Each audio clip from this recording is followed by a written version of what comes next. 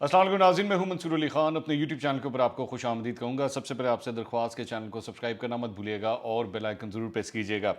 नाज़रीन, बड़ा आज का इवेंटफुल दिन है। आज वज़ीर आज़म मालाकंड के अंदर जलसे से भी खिताब करने वाले हैं। शायद जब तक आप ये वीडियो देखें तब तक वो खिताब कर चुके हों, लेकिन मैं ज़रा उसके अलावा चंद टॉपिक्स के ऊपर मैं आज बात करना चाह रहा हूँ जो कुछ डेवलपमेंट्स हुई हैं। सबसे पहले ज़रा कंवल शोज़ब साहिबा के हवाले से मैं बात करना चाहूँगा। आई नो आप हैरान होंगे कि कंवल शोज़ब साहिबा बीच में कहाँ से आ गई, लेकिन बड़ी इंटरेस्टिंग बात है। आजकल हो क्या रहा है कि रात के वक्त पाकिस्तान तहरीक-ए-इंसाफ के जो ऑफिशियल अकाउंट हैं वो बेसिकली ट्विटर के ऊपर एक स्पेसेस होती हैं। आप में से कई लोग तो जानते होंगे जो ट्विटर के ऊपर काफ़ी एक्टिव है, जो नहीं जानते वो बेसिकली उसके अंदर आप बैठ के ऑडियो के ज़रिए जो है अपने ख्यालात का इजहार करते हैं और आप मुख्तलिफ अकाउंट्स उसके अंदर आ सकते हैं। मैं भी कई दफ़ा जा चुका हूँ उसके अंदर, लेकिन पाकिस्तान तहरीक इंसाफ की जानिब से बेसिकली ये इस तरह की स्पेसेस अरेंज की जाती हैं और भी लोग जो हैं वो भी स्पेसेस अरेंज करते हैं। तो उसके अंदर एक जगह पे कंवल शोज़ब साहिबा जो हैं वो तशरीफ़ लेकर आई हुई थी और काफ़ी जज्बाती हुई हुई थी। अपनी जज्बात के अंदर जो है उन्होंने ये भी कह दिया कि जी इमरान खान साहब आ गए हैं। तो इमरान खान साहब जो हैं वो उनके आने की वजह से कई इदारों के अंदर जो बैठे हुए लोग हैं उनके जो रोज़ियाँ रोटियाँ लगी हुई थी, वो जो हराम खाते थे 2 नंबर पैसे के ज़रिए, वो सिलसिला बंद हो गया। तो इसलिए उनको भी बड़ी तकलीफ़ है कि इमरान खान साहब यहाँ पे क्यों बैठे हुए, इनको यहाँ से जाना चाहिए। अब इदारों का उन्होंने लफ्ज़ इस्तेमाल किया। अब ये इदारे कौन से इदारे थे ये नहीं पता, उन्होंने सिर्फ इदारे कहा कि जी इदारों के अंदर लोग जो हैं वो बैठे हुए हैं। तो उसके ऊपर एक बात उन्होंने ये कही। दूसरी बात जो है वो उन्होंने अपना जो कोर्ट केस है कुछ उसका जिक्र करते हुए उन्होंने जिक्र किया कि जी मैं उस फ़िरौन के सामने जो है गई थी। अब ये जो जिक्र है उसमें साथ उन्होंने अपने जो वकील हैं उनके अज़हर सिद्दीक साहब, उनका भी जिक्र किया कि जी वो मेरे साथ थे, तो वो मैंने देख लिया हुआ था कि जो लीगल मामला होंगे वो हैंडल करेंगे। मैंने ऑडियो सुनी है वो। तो उसका रेफरेंस मोस्ट प्रॉबेबली वो दे रही थी towards the chief justice Islamabad high court, क्योंकि उनका केस जो है वहाँ पे प्लीड किया जा रहा था और वहाँ पे उनके वकील उनके साथ थे। उन्होंने डायरेक्ट वैसे चीफ जस्टिस का नाम नहीं लिया, ये भी मैं आपको बता दूं, लेकिन उनकी बातों से रेफरेंस जो है वो यही लग रहा था। अब उसके बाद से सोशल मीडिया के ऊपर जो है वो एक डिस्कशन स्टार्ट हुई हुई है कि कंवल शोज़ब साहिबा ये किस किस्म की लैंग्वेज इस्तेमाल करी। हाँ, इसके अलावा एक और बात उन्होंने कही, उन्होंने बिलावल भुट्टो को जो है वो बड़े नामुनासिब अल्फाज के अंदर जो है मुखातिब किया। मैं उसको रिपीट नहीं करना चाहता बिकॉज मेरे ख्याल में बड़े डेरोगेटरी किस्म के अल्फाज हैं। लेकिन एक ऐसी खातून जिस जो ऑलरेडी एक्चुअली अपने ऊपर जो है वो लगने वाले बेहुदा किस्म के इल्ज़ामात के सिलसिले में ख़ुद अदालत के अंदर मौजूद रहीं, हर किस्म का उन्होंने उसमें उसमें पॉइंट ऑफ व्यू अपना रेस किया कि जी मेरे ऊपर गंदे किस्म के इल्ज़ामात लगाए गए हैं, और वो उसके बाद किसी के बारे में ऐसी नाजेबा अल्फाज इस्तेमाल करें। आई फेल टू अंडरस्टैंड दैट।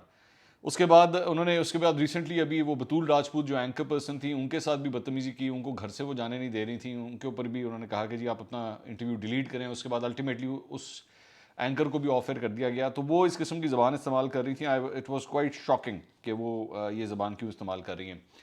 एक चैनल के ऊपर ये खबर चली कि सालिक हुसैन साहब जो साहबजादे हैं उनके क्या कहते हैं शुजात हुसैन साहब के, उन्होंने इसको कंडेम किया है। लेकिन मैं इसलिए उसको कंफर्म नहीं कर सकता बिकॉज सालिक हुसैन साहब का जो है वो वेरीफाइड अकाउंट नहीं है। सो आई डोंट नो कि एक्चुअली, क्योंकि ट्विटर के ज़रिए ये मैसेज आया, मैंने एक चैनल के ऊपर पट्टी चलते हुए देखी। अब मुझे नहीं पता सालिक हुसैन साहब ने ये कमेंट्स दिए हैं कंवल शोज़ब के बारे में या नहीं दिए। तो एक तो डेवलपमेंट ये थी। उसके अलावा एक और जो डेवलपमेंट हुई है वो जनाब स्पीकर ने बिलाखिर जो है वो 25 तारीख को इजलास बुला लिया है। नो कॉन्फिडेंस वोट के सिलसिले में जो इजलास है वो 25 तारीख को बुला लिया है। अब जो लेटर उन्होंने जारी किया है उसके अंदर उन्होंने कहा है कि जी जगह नहीं है हमारे पास। अब ये जो बात है ना, जगह नहीं हमारे पास, ये बड़ी अजीब किस्म की बात इसलिए लगती है क्योंकि उसमें उन्होंने कहा कि जी सेनेट का जो हॉल है उसके अंदर ऑलरेडी रेनोवेशन हो रही है, और उन्होंने कहा कि हमने सीडीए से भी रब्ता किया है, वहाँ से भी हमें कुछ नहीं मिल रहा और जगह नहीं हमें मिल रही। तो जगह का बड़ा मसला है। तो इस वजह से अब 25 तारीख को जो है हो, और ओआईसी का इजलास भी हो रहा है, तो कौमी असम्बली का जो हॉल है वो तो ऑलरेडी हम वजारत खारजा को दे चुके हैं, और वहाँ पे तो ये सब कुछ हो रहा है, तो जगह नहीं है हमारे पास। अब यहाँ पे प्रॉब्लम ये है कि वो जो 14 दिन का टाइम था ना, जो 14 दिन बनते हैं आइन के मुताबिक, वो 21 तारीख बनती है। 21 तारीख इज़ द लास्ट डेट, यानी कि पीर वाले दिन। अब अगर ये नहीं करते तो एक्चुअली चंद कानूनी माहिरीन के मुताबिक ये आइन की खिलाफ वर्जी है और ये इसके बड़े संगीन नतायज हो सकते हैं। लेकिन अब क्योंकि ये उसको उससे भी आगे लेके जा रहे हैं, जबकि अभी सुप्रीम कोर्ट ने ये बात कही थी जो इसकी इस सिलसिले में एक केस की सुनवाई के दौरान उन्होंने कहा था कि ये नो कॉन्फिडेंस का जो मामला है ये आइन और कानून के मुताबिक जो है वो चलना चाहिए। अब इस सिलसिले में पीर वाले दिन यानी कि कल जो है वो केस की समाअत है और मोस्ट प्रॉब्लली ये मामला उधर उठेगा। अच्छा, मैं हैरान इस बात पे हूँ कि मेरी आज सुबह मुस्लिम लीग नून की एक बहुत सीनियर रहनुमा से बात हो रही थी, तो मैंने उनको बताया, मैंने कहा जी अब आप लोग क्या इस पे कर रहे हैं, क्योंकि मेरी इत्तला के मुताबिक मुझे अपने सोर्सेज से मुझे खबर मिल चुकी हुई थी कि 25 तारीख को जो है वो ये इजलास बुलाने जा रहे हैं। तो उन्होंने कहा नहीं नहीं, ये तो हो ही नहीं सकता, ये 21 को बुलाएंगे। मैंने कहा जी मैं आपको बता रहा हूँ, मुझे इस बात का पता है कि ये 25 तारीख को बुला रहे हैं। उन्होंने कहा नहीं नहीं नहीं नहीं, 21 को पीर वाले दिन होगा, ये हो ही नहीं सकता। अब मैं सिर्फ हैरान होता हूं कि आप ऑपोजिशन की ज़रा तैयारियों का हाल देखें कि मैं उनको ये बात बता रहा हूं जी। मैंने कहा मैं लाहौर में बैठा हुआ हूं, मैं आपको ये भी बता दूं मैं लाहौर से ये करता हूं अपने वीलॉग्स, वो लोग इस्लामाबाद में बैठे हुए हैं।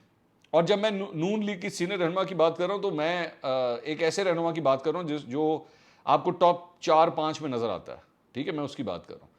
तो वो कहता है नहीं नहीं वो तो 21 को होगा। मैंने कहा जी ये तो आप लोगों का हाल है कि मैं आपको बता रहा हूं कि भाई 21 को नहीं हो रहा, 25 को हो रहा है, और अल्टीमेटली फिर उसके चंद घंटे के बाद स्पीकर ने वो लेटर भी निकाल दिया कि जी 25 को होगा वो। तो बहरहाल ये इनकी तैयारियों का भी ये हाल है। एनीवेज, तो अब देखना यह है कि स्पीकर के खिलाफ क्या आया कोई एक्शन होता है इस सिलसिले में या नहीं होता, क्योंकि वो 14 दिन से आगे जो है वो उसको लेकर गए हैं। तो एक अपने अगेंस्ट जो है ऑलरेडी एक केस उन्होंने असद कैसर साहब ने जो है वो बिल्डअप कर लिया है। अच्छा, इसके अलावा एक और जो डेवलपमेंट है वो जनाब एक वीडियो आ गई है सामने, हाँ ये बड़ी इंटरेस्टिंग है।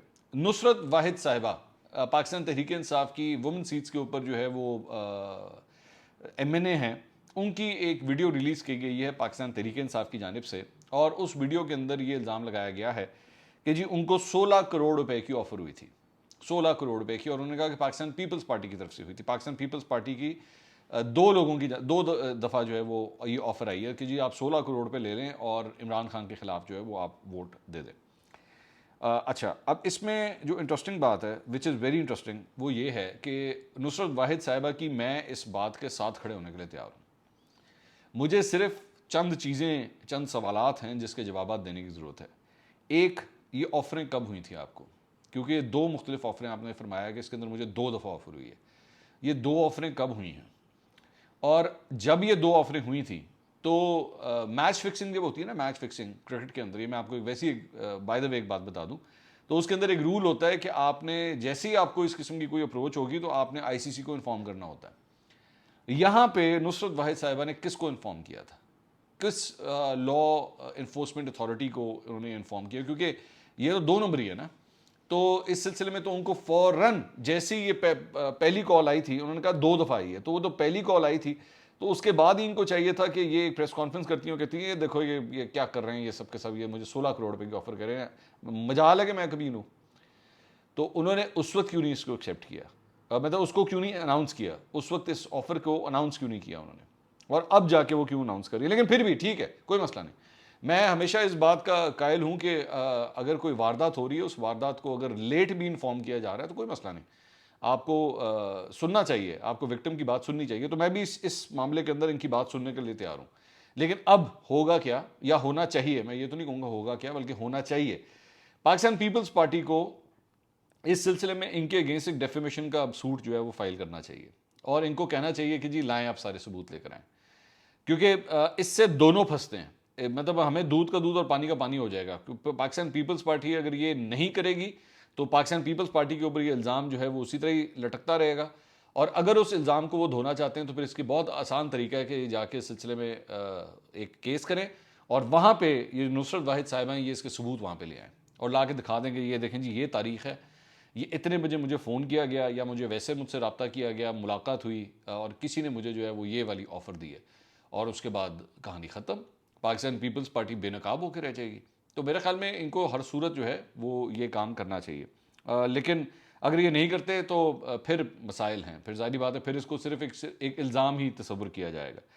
अच्छा, दूसरी बात यह है कि आज शेख रशीद साहब ने एक प्रेस कॉन्फ्रेंस की। शेख रशीद साहब ने जनाब उसके अंदर 3-4 दफ़ा लानत है लानत है लानत है के अल्फाज जो है वो दोहराए। उन्होंने बेसिकली बिलावल भुट्टो ने जो कल बात कही थी उसके ऊपर उन्होंने ये बात कही। साथ ही साथ उन्होंने बिलावल भुट्टो की जो एक बेहुदा किस्म की नकल भी उतारी, वो हमेशा की तरह जो शेख रशीद साहब की एक बेहुदा हरकत थी उन्होंने वो भी किया। साथ ही साथ उन्होंने ये भी कहा कि जी जो असली होगा और नस्ली होगा वो इमरान खान के साथ होगा। वो ये जुमला वो पिछले हफ्ते 10 दिन से बार बार रिपीट कर रहे हैं। अच्छा, इंटरेस्टिंग बात ये है, मैं इसके ऊपर फवाद चौधरी साहब की भी जो ट्वीट देख रहा था, अगर आप उनके ट्विटर अकाउंट के ऊपर जाएं तो वो भी उसके ऊपर भी ये कह रहे हैं कि जी वो लोग जिनको हमने ये नोटिस जारी किए हैं वो अगर वापस आ जाएं, और वो एक्चुअली आज उनका अखबार में बयान भी आया हुआ है कि जी 3 लोगों ने जो है वो रब्ता किया है इस सिलसिले में। सॉरी 7 लोगों ने, हाँ उन्होंने कहा 7 लोगों ने, ये मैं एक्सप्रेस अखबार के अंदर आया, जबकि उसी के ऊपर एक और हेडलाइन है, मैंने अपने ट्विटर के ऊपर ट्वीट भी की थी कि जी वज़ीर आज़म कह रहे हैं 3 लोगों ने किया है, और फवाद चौधरी कह रहे हैं कि वो जो 13 हैं 13 में से 7 ने कह दिया जी हम वापस आना चाहते हैं। तो 7 ने कह दिया तो आप फ़ौरन वापस लें, अपना जो आप लोगों ने उनको शो कॉज नोटिस जारी किया उसे भी कैंसिल करें, कहानी मुक गई। ये तो बहुत अच्छी बात है, 13 में से 7 वापस आ गए, बाकी पीछे रह गए 5 नहीं सॉरी कितने 7 8 9 10 11 12 6 रह गए। तो कहानी तो इधर ही मुक गई, इनके पास तो नंबर ही पूरे नहीं है। 162 162 और 6 68 हो गए, तो 168 है इनकी तहरीक, तो वैसे ही फारिग होगी। तो फिर अब रौला रप्पा किस बात का? आप खुद ही फरमा रहे हैं कि 7 लोगों ने रब्ता कर लिया वापस आने के लिए, तो कहानी मुक गई। तो मैं ये कह रहा था कि ये इसके ऊपर जो बातें हो रही हैं कि जी देखें ये लोटे जो हैं और ये वापस नहीं आते, ये पैसे दे के बिक गए और इन्होंने पैसे ले लिए हैं, ये मुझे समझ नहीं आती है। नून लीग के 3-4 एमपी जो जाके बार बार उस्मान बुज़ार से मिलते हैं, उनको भी पैसे लगाए हुए हैं या उनका ज़मीर जाग गया है? नून लीग के एमपीएस हैं ना, 3-4 ऐसे एमपीएस हैं जो उन्होंने बड़ी देर के तोड़े हुए। अच्छा, उसमें नून लीग भी उनको लोटा लोटा कहती थी। इंटरेस्टिंग बात यह कि नून लीग भी उनको लोटा कहती थी, आज खुद लोटे भरे हुए अपने पास लेकिन दूसरी साइड पे उधर ही पाकिस्तान तहरीक इंसाफ के आपके उस्मान बुज़दार साहब जो हैं, वो जाके जब मुलाकातें कर रहे हैं उनसे, और अब से नहीं कर रहे हैं, पिछले तकरीबन 1 साल से लगे हुए हैं उनके साथ, बार बार मुलाकातें कर रहे हैं, तो वहां पे ज़मीर जागे हुए अपनी दफ़ा। ये पॉलिटिक्स है, यहाँ पे ये पॉलिटिक्स ही चल रही है, और ये गंदी सियासत है। ये मैं बार बार कहूंगा, ये गंदी सियासत है, चाहे जिस मर्जी साइड से हो रही है, चाहे नून से हो रही है या पीटीआई की तरफ से हो रही है, ये एक गंदी सियासत है। और ये दोनों इसके अंदर लथड़े हुए हैं, इसके अंदर भरे हुए हैं ये इसके साथ। और ये अगर कोई ये बात कहता है ना जी हमने बड़ी असूलों की सियासत की है और हम तो मजाल है कि कभी कोई ऐसी बात कर जाए, वो ये पॉसिबल ही नहीं है। आप लोग में से कोई भी इसके बगैर नहीं रह सकता। आप लोग कुछ कोई भी आ जाए, ये इसके बगैर नहीं रह सकते। इमरान खान साहब ने आपके ख्याल में यहाँ पे सादिक संजरानी के जब इलेक्शन हुए थे, सादिक संजरानी के खिलाफ वोट ऑफ नो कॉन्फिडेंस हुआ था, वो तो 14 बंदों ने पलटा मारा था, वो ज़मीर था जिसको ये बुनियाद बना रहे थे कि जी ज़मीर जाग गया, इनका ज़मीर जाग। मेरे भाई, ये अगर उधर ज़मीर जाग रहा था ना, फिर इधर भी ज़मीर जाग रहा था, और अगर इधर पैसे लिए तो फिर उधर भी पैसे लिए थे, इसमें कोई फ़र्क नहीं है। तो ये लोगों को बेवकूफ़ ना बनाएं। वैसे भाषण देने के हवाले से तो सारे इस मामले में बड़े कमाल है। बहरहाल अब एक नई डिबेट जनाब एक स्टार्ट हुई हुई है, और वो नई डिबेट जो है वो बड़ी इंटरेस्टिंग है, और वो टॉप तक जा रही है। मतलब वो फ़ौज के इदारे को भी जो है वो अब इसमें टारगेट किया जा रहा है। मेरे ख्याल में वीलॉग काफ़ी लंबा हो गया, अगले वीलॉग में उसके ऊपर तफसील से बात करेंगे। बड़ी इंटरेस्टिंग चीज़ें जो है वो मैं सोशल मीडिया के ऊपर देख रहा हूँ कि इदारे को भी जो है वो डिस्ट्रीब्यूट करने की अब कोशिश की जा रही है। वो किस तरह हो रहा है वो मैं आपको अगले वीलॉग में मैं बताऊँगा, देखना ना भूलिएगा। अल्लाह हाफ़िज़।